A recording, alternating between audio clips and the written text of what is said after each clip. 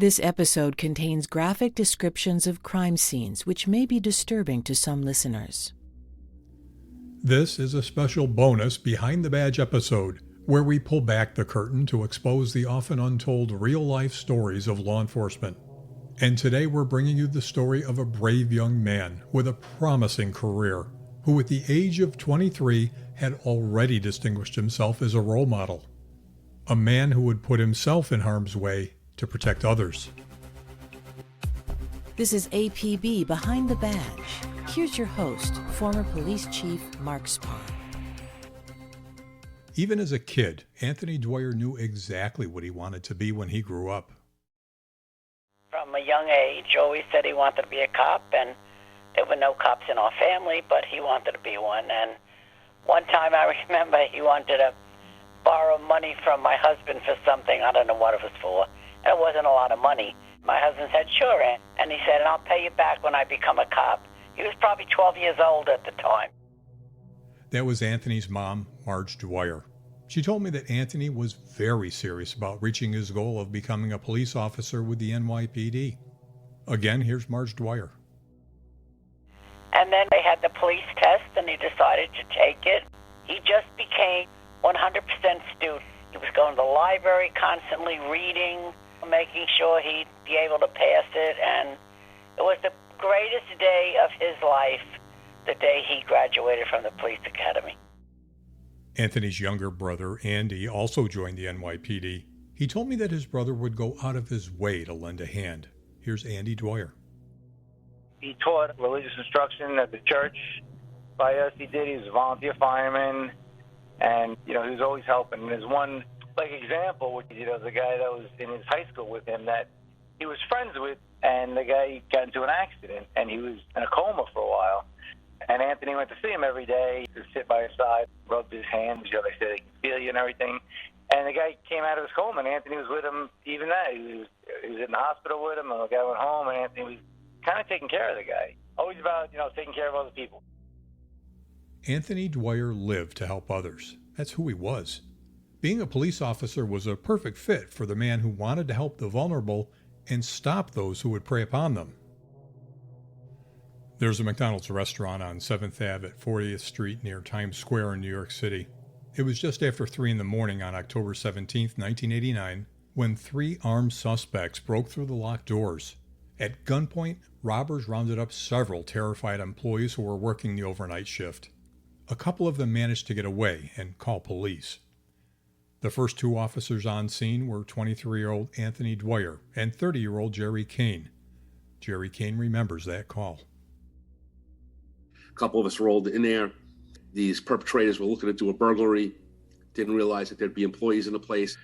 These kids are all minimum wage kids. The perps had guns. Some of the employees got to get out. That's how we showed up. As the officers entered the restaurant, the suspects fled. One of them ran toward the back of the restaurant and up a ladder. Officer Dwyer chased the robber up 3 stories to the roof. The suspect was now cornered and had nowhere to go. Here's Jerry Kane. And the perp kicked him off the roof of the building. He fell into a gap. The news accounts at the time described it as an air shaft. I think I might have even put it over as an air shaft when I called it in, but it was really just a space between 4 different buildings. He was about 30 feet down. Dwyer was conscious at first, and he was able to tell Officer Kane what happened, how he chased the suspect to the rooftop and grabbed him by the leg, and then being kicked off of the roof by the suspect. But the rescue was difficult. It took about 40 minutes for teams to extricate Officer Dwyer from the bottom of the shaft.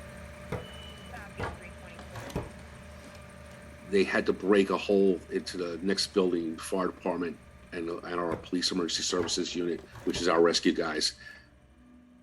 Officer Kane jumped into the ambulance with Dwyer, who was now in critical condition. As they raced to the hospital, Officer Dwyer went into cardiac arrest, and the medics began CPR. Anthony's mother remembers that night when she and her husband got a knock at the door. It was like you hear a knock at your door, you're saying, who the hell's knocking at my door in the middle of the night? And you look out the window and you see 2 cops standing there. And they came in and said, there had been an accident. Your son was involved in an accident. He was hurt. And we'd like to take you into the city. And I said, what happened? Did he fall? And they said, well, we don't know all the details. And my husband and I quickly got dressed and got in a police car with them. And they drove into the city. And these two cops were absolutely wonderful. They just kept talking and talking about anything, I guess, to keep our mind off it. And we kept asking questions. And they said, oh, we don't know. They had their radio turned off, so we couldn't hear anything. And we got to Midtown Tunnel, and it was like they had almost like closed the tunnel down so that we could go through, and brought us to Bellevue Hospital. Doctors at Bellevue tried to revive the young officer, but they couldn't save him. Officer Dwyer died at 4:50 a.m., less than 2 hours after the robbery call came in. It was shocking. It really was, like, unbelievable. And you say, my God, I just saw my son a few hours ago when he was fine, and now he's gone. Maureen Brissett is the youngest of the Dwyer siblings. She was devastated when she got the news that her hero brother had died. I was the only girl. I was the youngest of four. And he was just my hero. I was 11 when he passed away, but he would take me to the stores. I would hang out with when his friends started having babies. I was obsessed with little kids, and he would always take me with, to meet the babies, and just was that guy. When people say, oh, that was such a great guy after someone dies, he was that guy. Officer Jerry Kane had stayed with his squad mate all the way from the rooftop to the ER. He will never forget that night. He was a religious kid. He was a very, very faithful kid. And I gave him his last rites at the hospital. I didn't, and they were like the best I could do. I didn't know what prayer to say. So I did a Hail Mary and an Our Father. And hopefully I did the right thing for him. The brave police officer who at the young age of 23 had touched so many lives tragically had his life taken from him. Again, here's Anthony's brother, Andy Dwyer. Always helping people, and you always hear good stories about him.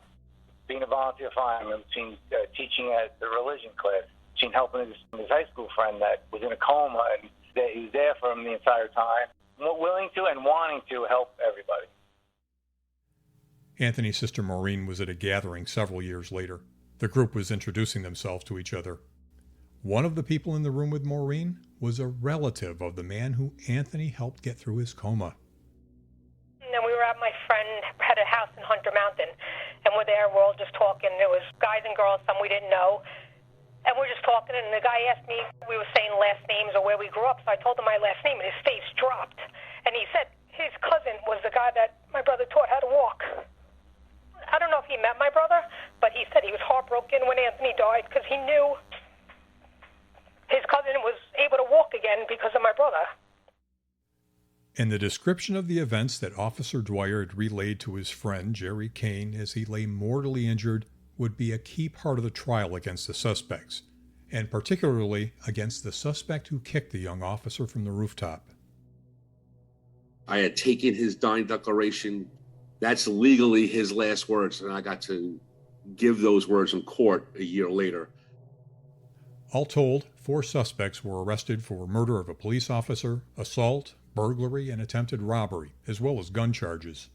The suspect who directly caused Officer Dwyer's death was convicted of murder, burglary, and attempted robbery.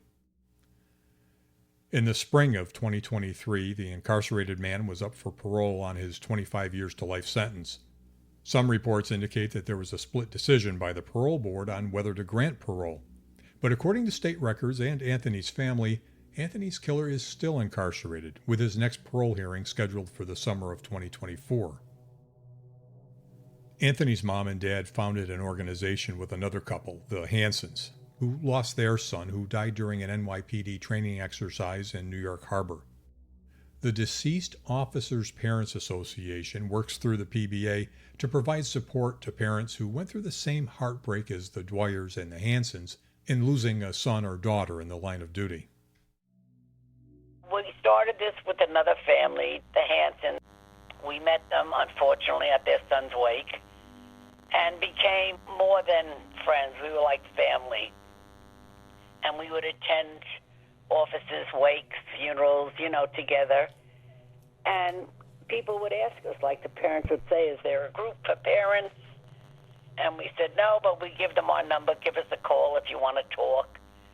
And then we decided, you know what, we're doing this. Let's see if we can get the PBA to help us and get an organization going that we could have a dinner just so that these parents could get together and talk.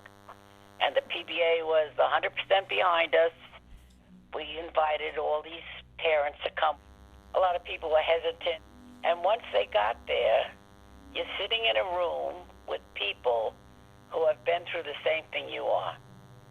And I said, I hope you don't think when you walk in we're just going to be sitting there crying. We've all been through this, and people will cry, but we will also laugh and just talk to each other. And it was nice that everyone had a chance to say, oh my God, you understand what I've been through.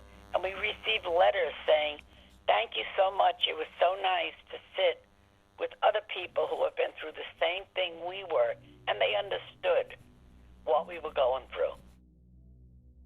That was Marge Dwyer. Again, here's Anthony's sister, Maureen Brissett. When they do their dinners, they're in a room with 100 other people that have experienced, could be to the exact same thing you dealt with. Life does go on. The Deceased Officers Parents Association is a network of families who have experienced similar tragedies. The work of the Dwyers, the Hansons, the PBA, and so many others continues today, offering comfort and support to others who have suffered the loss of an NYPD officer. It represents what Anthony was all about. Here's Andy Dwyer. He definitely was in it to help people out, to do good for people.